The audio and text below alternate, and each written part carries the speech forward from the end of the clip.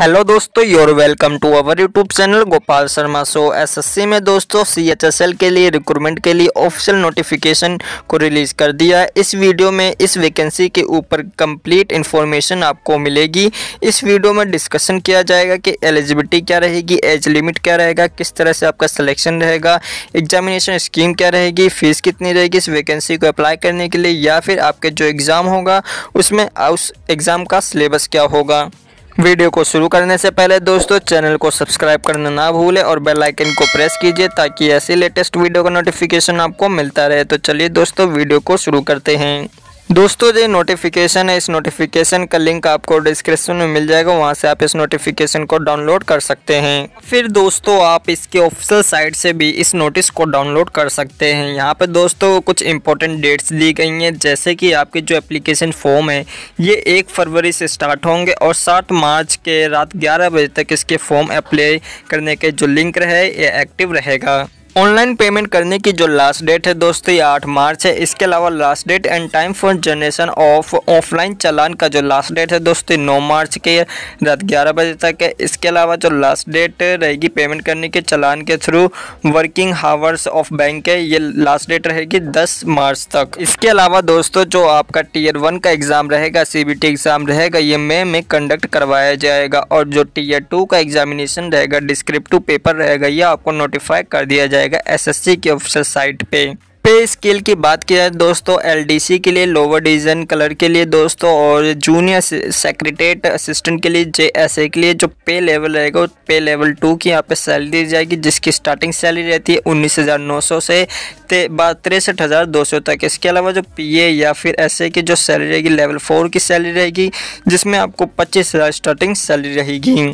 और दोस्तों जो डीईओ यानी डेटा एंट्री ऑपरेटर की जो सैलरी रहेगी लेवल 4 की सैलरी यहाँ पे आपको दी जाएगी और लेवल 5 की भी सैलरी यहाँ पे आपको दी जा सकती है। डेटा एंट्री ऑपरेटर की जो ग्रेड ए की सैलरी रहेगी 25,500 रुपये रहने वाली है। वैकेंसीज़ के बारे में बात की जाए तो दोस्तों भी यहाँ पे नंबर ऑफ़ वैकेंसीज नोटिफाई नहीं की गई, जैसे इसका नोटिफिकेशन यहाँ पे बताया जाएगा कितने नंबर ऑफ वैकेंसी है, जल्दी आपको एसएससी के ऑफिशियल साइट से बता दिया जाएगा। यहाँ पर दोस्तों आपको रिजर्वेशन भी दिया जा रहा है। अगर आप एससी हैं, एसटी हैं या फिर ओबीसी हैं, ईडब्ल्यूएस है, ईएसएम है, तो यहाँ पर आपको रिजर्वेशन भी दिया जा रहा है। यहाँ पर दोस्तों आपको पोस्ट वाइज यहाँ पे आपको फंक्शनल रिक्वायरमेंट के हिसाब से यहाँ पर आपको जो बेंचमार्क डिसेबिलिटीज़ है उसके बारे में भी यहाँ पे आपको बताया गया है, आप इसको पढ़ लीजिएगा। नीचे यहाँ पे दोस्तों कुछ एब्रीवेशंस दिए गए हैं जिसके फुल फॉर्म आप यहाँ पे कह सकते हैं शॉर्ट फॉर्म, जैसे बी की फुल फॉर्म हो गई ब्लाइंड, एल भी हो गया लो वर्जन। ये दोस्तों यहाँ पे कुछ एब्रीवेशंस दिए गए हैं, तो यहाँ पे आप इसको देख सकते हैं।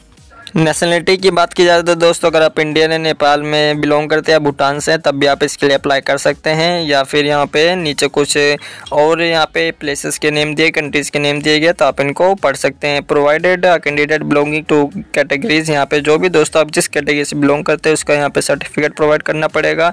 इसके अलावा एज लिमिट की बात की जाए तो दोस्तों जैसा कि आपको पता है फॉर्म को अप्लाई करने के लिए मिनिमम एज होनी चाहिए 18 साल और मैक्स होनी चाहिए 27 साल। यहाँ पे दोस्तों आपकी जो डेट दोस्तों जो आपकी डेट ऑफ बर्थ है ये 1 जनवरी 2022 तक ली जाएगी। अगर आप 1 जनवरी 2022 तक 18 साल के नहीं होते हैं तब भी आप इसके लिए अप्लाई नहीं कर सकते हैं। इसके अलावा यहाँ पे कुछ अलग से बताया गया इन्फॉर्मेशन दी गई, कैंडिडेट बोर्न नोट बिफोर 2 जनवरी 1995 से पहले आपका जन्म नहीं होना चाहिए और 1 जनवरी 2004 के बाद आपका जन्म नहीं होना चाहिए। इनके बीच में ही आपका जन्म होना चाहिए, तब आप इसके लिए अप्लाई कर सकते हैं।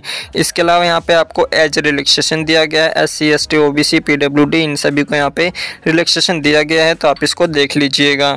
अगर दोस्तों आप एक सर्विसमैन है तब भी आप इसके लिए अप्लाई कर सकते हैं। यहाँ पर आपको एज रिलैक्सेशन दिया गया है, तो आप इसको देख लीजिएगा। आपकी जो डेट ऑफ बर्थ रहेगी दोस्तों, ये जो 12th क्लास की फिर मार्कशीट होती है उस पर आपकी डेट ऑफ बर्थ लिखी रहती है, तो उस पर आपके मैच होनी चाहिए जो भी आपकी डेट ऑफ बर्थ पड़ी होगी।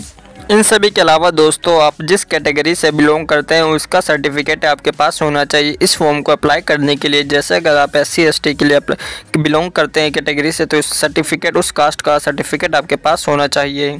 अब दोस्तों यहाँ पर बात करते हैं आपके एजुकेशन क्वालिफिकेशन की। LDC JSA PA SA DEO के लिए दोस्तों केवल 12th क्लास कंप्लीट मांगा गया। इसके हिसाब से दोस्तों यहाँ पर आपको पोस्ट वाइज आपको आगे यहाँ पे डिटेल दी गई है कि किस पोस्ट के लिए यहाँ पे और क्या क्या क्वालिफिकेशन मांगी गई है। जैसे फॉर डेटा एंट्री ऑपरेटर के लिए दोस्तों अगर आपने 12th क्लास कंप्लीट की है तो यहाँ पे साइंस स्ट्रीम के साथ आपने 12th क्लास कंप्लीट होनी चाहिए।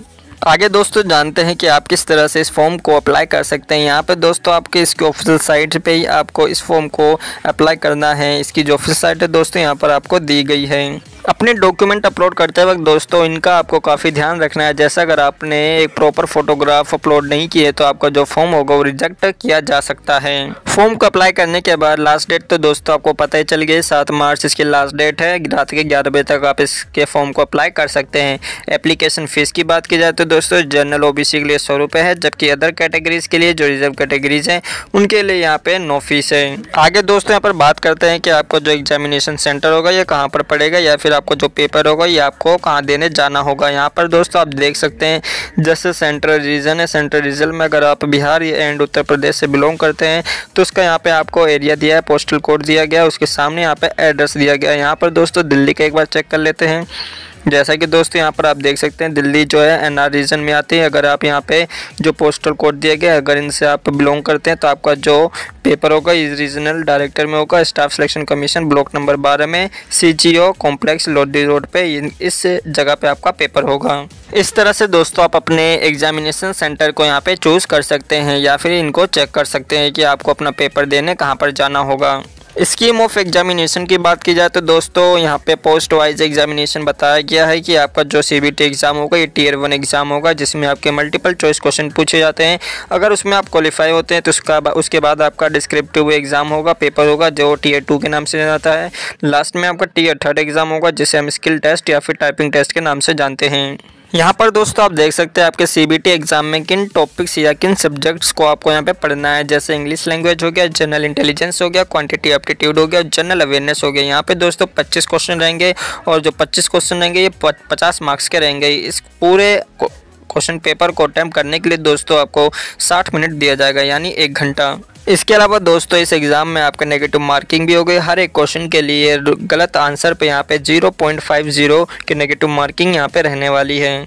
इसके अलावा दोस्तों आगे आपको वही बताया गया है कि जैसे आपका सीबीटी एग्ज़ाम क्वालिफाई होता है उसके बाद आपका आंसर की आएगी। अगर उसमें आपका सिलेक्शन होता है तो आप फिर उसके बाद आपका टियर 2 के लिए एग्जामिनेशन में आपको बैठना होगा या आपको देना होगा। इसके अलावा दोस्तों अगर आप का जो एप्लीकेशन फॉर्म है अगर आप उस फॉर्म में कुछ करेक्शन करवाना चाहते हैं तो यहाँ पे आपको 2 चांस दिए जाएंगे। पहले एग्जामिनेशन जो आपका पहला एप्लीकेशन फॉर्म होगा अगर उसमें आपका करेक्शन करवाना है तो उसकी जो फीस रहेगी 200 रहने वाली है। और उसके बाद भी अगर आपको लगता है कि इसमें कुछ गड़बड़ी है तो उसकी अगर दोबारा से आप अपने एप्लीकेशन फॉर्म में करेक्शन करवाना चाहते हैं तो जो उसकी फ़ीस रहेगी वो 500 रुपये रहने वाली है। उसके बाद दोस्तों यहाँ पर आपको डिस्क्रिप्टिव पेपर के बारे में बताया गया है कि डिस्क्रिप्टिव पेपर क्या होता है। इसमें दोस्तों आपको पहले एक पेपर दे दिया जाता है और एक टॉपिक दे दिया जाता है। इसमें उस टॉपिक के बारे में आपको लिखना होता है। इसमें जो टाइमिंग दी जाती है शायद 20 मिनट की दी जाती है और यहाँ पे जो क्वालिफाई करने के लिए जो मार्क्स होने चाहिए 100 में से 33 मार्क्स आपके होने चाहिए। लेकिन दोस्तों इसकी कट ऑफ लिस्ट निकलती है, इसलिए यहाँ पे मैं आपको एक एडवाइस दूंगा कि अगर आप ये सोच रहे हैं कि मेरे 33 मार्क्स आ गए तो मैं क्वालिफाई हो जाऊँगा, नहीं दोस्तों आपको 33% से ज़्यादा मार्क्स लाने होंगे। और दोस्तों जो आपका डिस्क्रिप्टिव पेपर रहेगा इसमें चाहे जो आपको टॉपिक दिया जाएगा आप चाहे तो इसमें हिंदी और इंग्लिश दोनों लैंग्वेज में आप चाहे लिख सकते हैं, दोनों में से किसी एक लैंग्वेज में आपको लिखना है। डिस्क्रिप्टिव पेपर के दौरान दोस्तों यहाँ पर आपको कोई भी पर्सनल इन्फॉर्मेशन आपको नहीं देनी है। For example name, roll number, mobile number ऐसा कुछ यहाँ पे आपको नहीं लिखना है। इसके अलावा यहाँ पे जो टियर 3 एग्ज़ाम होगा इसमें आपका स्किल टेस्ट और टाइपिंग टेस्ट में इसके बारे में यहाँ पे बताया गया है, तो इसको यहाँ पे आप देख लीजिएगा। यहाँ पर दोस्तों आपको जो इन्फॉर्मेशन दी गई आप उसको पढ़ लीजिएगा। इसके अलावा यहाँ पे डॉक्यूमेंट के बारे में बताया गया है कि फॉर्म को भरते वक्त आपको किन किन डॉक्यूमेंट की यहाँ पे ज़रूरत रहने वाली है। ये थी दोस्तों इन्फॉर्मेशन। आई होप आपको वीडियो अच्छी लगी तो वीडियो को शेयर कीजिए। चैनल पे फर्स्ट टाइम विजिट कर रहे हैं तो चैनल को सब्सक्राइब करना ना भूलें।